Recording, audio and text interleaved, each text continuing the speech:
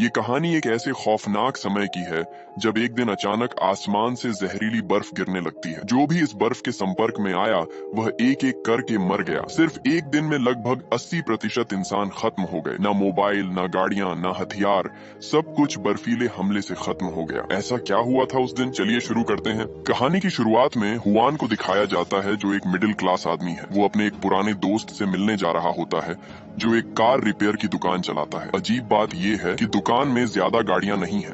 उसी रात हुआन अपने 3 दोस्तों के साथ बैठकर ताश खेल रहा होता है। इनकी दोस्ती 30 साल से भी ज्यादा पुरानी है और आपस में गजब की बॉन्डिंग है। यहाँ ध्यान देने वाली बात यह है कि उसके 3 दोस्त कौन हैं। पहला है घर का मालिक टानो, दूसरा है थोड़ा सा गंजा दोस्त और तीसरा है सफेद बालों वाला बुजुर्ग आदमी।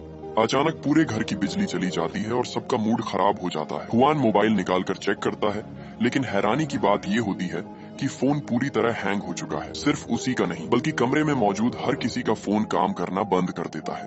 तभी बाहर से अचानक भारी भारी आवाजें आने लगती हैं, जैसे कोई चीज आसमान से गिर रही हो। तभी टानो की पत्नी चीखती है और बताती है कि नीचे एक आदमी अचानक बेहोश होकर गिर गया है। सब लोग खिड़की से बाहर झांकते हैं और देखते हैं कि हवा में सफेद कण तैर रहे हैं, बिल्कुल बर्फ की तरह। ये नजारा और भी डरावना इसलिए है क्योंकि उस वक्त अर्जेंटीना में भीषण गर्मी का मौसम चल रहा होता है। ऐसे मौसम में बर्फ गिरना नामुमकिन है। तभी बाहर सड़क पर खड़ी गाड़ियां एक एक करके कंट्रोल खोने लगती हैं। ड्राइवर्स ऐसे लगते हैं जैसे अचानक बेहोश हो गए हों। ये देखकर सब लोग घबरा जाते हैं और नीचे जाने का प्लान कैंसिल कर देते हैं। टानो लैंडलाइन फोन से पुलिस को कॉल करने की कोशिश करता है, लेकिन उधर से सिर्फ अजीब सी आवाज आती है। हर चीज ये इशारा कर रही होती है कि बाहर कुछ बहुत गलत हो चुका है। सफेद बालों वाला दोस्त जैसे ही शीशे को छूता है उसे तेज ठंड महसूस होती है।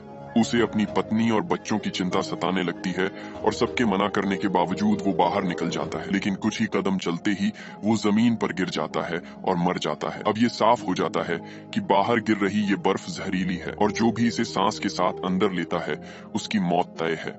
कुछ ही देर में घर का तापमान तेजी से गिरने लगता है और सब लोग मोटे कपड़े पहन लेते हैं। टानो, जो कम्युनिकेशन का जानकार है, अंदाजा लगाता है कि ये सब शायद सोलर स्टॉर्म की वजह से हो रहा है, जिससे इलेक्ट्रॉनिक डिवाइसेस खराब हो गई हैं। बाहर पूरी सड़क पर सन्नाटा छाया होता है। पूरा इलाका किसी भूतिया शहर जैसा लगने लगता है।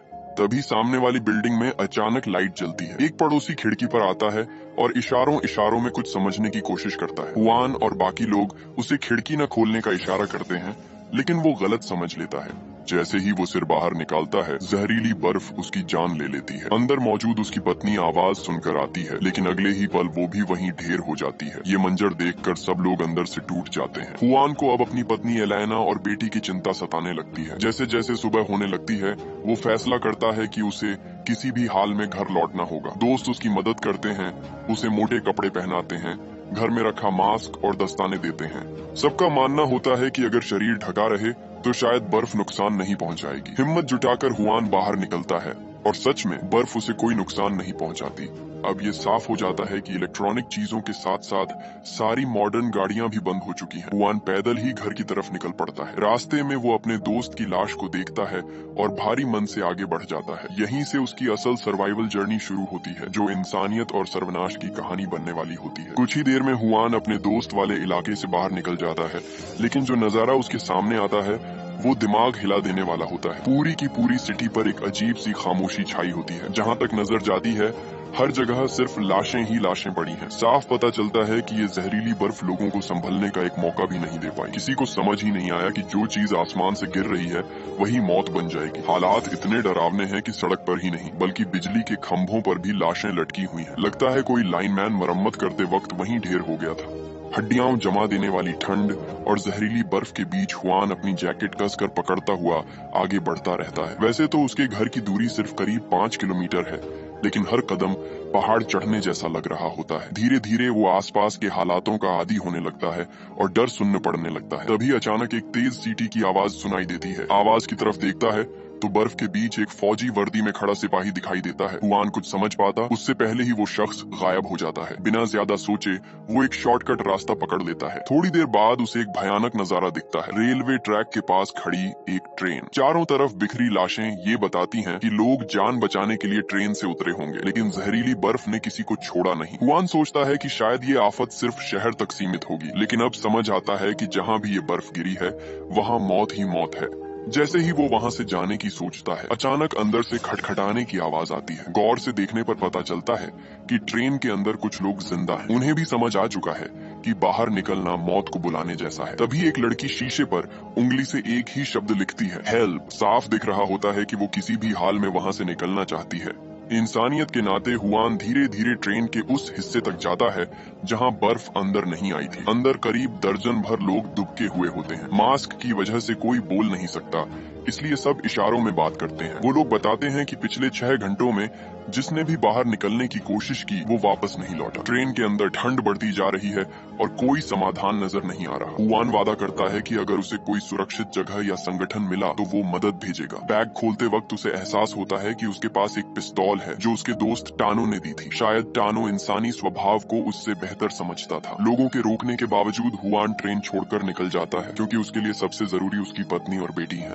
कुछ देर बाद वो अपने अपार्टमेंट कॉम्प्लेक्स में पहुंचता है। हालात वैसे ही होते हैं जैसे उसने सोचा था। हर तरफ लाशें। एक टूटा हुआ दरवाजा पार करते हुए वो अंदर जाता है और देखता है कि एक कुत्ता हेलमेट पहने हुए मरा पड़ा है। इससे साफ होता है कि लोगों ने बचने की कोशिश जरूर की थी। हल्की सी रोशनी के सहारे वो 18वीं मंजिल तक पहुंचता है जहां कुछ लोग जिंदा मिले। बिना किसी से बात किए वो सीधे अपने फ्लैट में घुस जाता है। घर के अंदर का हाल देखकर उसके पैरों तले जमीन खिसक जाती है। फर्नीचर बिखरा हुआ है जैसे कोई लूटपाट हुई हो। पत्नी और बेटी घर पर नहीं होती। इसी बीच आवाज आती है और वो एक अजनबी आदमी को पकड़ लेता है जो खुद को बिल्डिंग का वॉलंटियर बताता है और दवाइयां इकट्ठा करने की बात करता है। पड़ोसी उसकी बात कंफर्म कर देते हैं।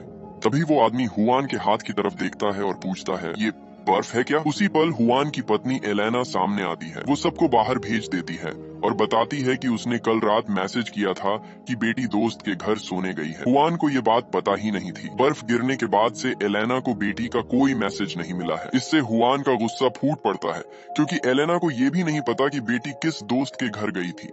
दोनों तय करते हैं कि बेटी के स्कूल जाकर सुराग ढूंढेंगे। जैसे ही हुआन बाहर निकलता है, पूरी बिल्डिंग के लोग उसे घेर लेते हैं। सब जानना चाहते हैं कि वो बाहर कैसे जिंदा रहा। हुआन समझाता है कि बर्फ हवा में तैरते वक्त ही जहरीली है, जमीन पर गिरने के बाद असर खत्म हो जाता है। लेकिन लोग भरोसा नहीं करते। एक गंजा आदमी उसके मास्क को जबरदस्ती लेना चाहता है, ये कहकर कि पूरी बिल्डिंग को पानी लाने के लिए बाहर जाना है। मजबूर होकर हुआन पिस्तौल निकाल लेता है और साफ कह देता है कि वो कोई मसीहा नहीं है। उसे पहले अपनी बेटी ढूंढनी है। डर के मारे लोग पीछे हट जाते हैं, लेकिन नीचे पहुंचते ही वही गंजा आदमी हथियार लेकर पीछा करता है। अफरा तफरी में हुआन और एलेना दूसरी मंजिल के एक फ्लैट में फंस जाते हैं। बाहर से दरवाजा तोड़ा जा रहा होता है। हुआन आखिरी मास्क एलेना को पहनाता है और उसे नीचे कूदने को कहता है। एलेना कार पर कूद जाती है, लेकिन हुआन खुद प्लास्टिक बैग से सांस लेने की कोशिश करता है। ये जुगाड़ ज्यादा देर नहीं चलता। कुछ ही दूरी पर वो ऑक्सीजन की कमी से गिर जाता है और बेहोश हो जाता है। जब उसकी आंख खुलती है, वो खुद को एक गाड़ी में पाता है। चारों तरफ मास्क पहने लोग बैठे होते हैं। ड्राइविंग सीट से जो आवाज आती है वो उसके दोस्त टानो की होती है। पता चलता है कि सिर्फ पुरानी एंटीक कारें ही चल रही हैं। टानो ने फायर स्टेशन से और मास्क जुटाए और हुआन को बचा लिया। यही कहानी एक नए लेवल पर चली जाती है। टानो की वर्कशॉप पहुंचते ही हुआन को थोड़ी राहत मिलती है। यहाँ उन्हें बड़ी संख्या में मास्क और कुछ हथियार भी मिल जाते हैं। थोड़ी देर आराम करने के बाद हुआन और एलेना तय करते हैं कि अब एक सेकंड भी बर्बाद नहीं किया जा सकता। दोनों सीधे बेटी के स्कूल के लिए निकल पड़ते हैं। करीब आधे घंटे बाद जब वो स्कूल पहुंचते हैं तो पूरा कैंपस वीरान पड़ा होता है। न कोई बच्चा, न कोई टीचर। क्लासरूम के बाहर लगे डिस्प्ले बोर्ड पर एक फोटो टंगी होती है जिसमें उनकी बेटी कुछ बच्चों के साथ दिख रही होती है। एलेना तुरंत पहचान लेती है कि इनमें से एक वही दोस्त है जिसके घर बेटी गई होगी। योजना बनती है। हुआन आसपास कोई चलने वाली पुरानी कार ढूंढेगा और एलेना ऑफिस से बच्चों की फाइलें निकालकर उस दोस्त का एड्रेस पता करेगी। शुरुआत में सब ठीक चलता है, लेकिन तभी एलेना को बाहर से कुछ आवाजें सुनाई देती हैं। वह बाहर जाकर देखती है तो पता चलता है कि एक दरवाजे के पीछे किसी को बंद किया गया है। दरवाजे की दरार से झांकने पर अंदर एक लड़का दिखाई देता है जो गुस्से में चीनी भाषा में गालियां बक रहा होता है। इसी बीच हुआन वापस लौट आता है। एलेना उसे पूरी बात बताती है। हुआन शुरू में इसमें नहीं पढ़ना चाहता, लेकिन एलेना की इंसानियत के आगे वह झुक जाता है। वह एक थप्पड़ मारकर लड़के को शांत करता है। लड़का बताता है कि उसके क्लासमेट्स ने जानबूझकर उसे यहाँ बंद कर दिया था और वह एक दिन एक रात से फंसा हुआ है। हुआन साफ कह देता है कि कोई उसे बचाने नहीं आएगा क्योंकि बाहर जहरीली बर्फ गिर रही है और लोग बिना जाने मर चुके हैं। लड़का ये सब मानने को तैयार नहीं होता और बाहर निकलकर देखने की कोशिश करता है, लेकिन मैदान में पड़ी लाशें देखकर वह वहीं रुक जाता है। वे सभी वही बच्चे होते हैं जिन्होंने उसे बंद किया था। एलेना उसे पूरी कहानी समझाती है और फिर वह फोटो दिखाती है। लड़का बस एक नजर डालता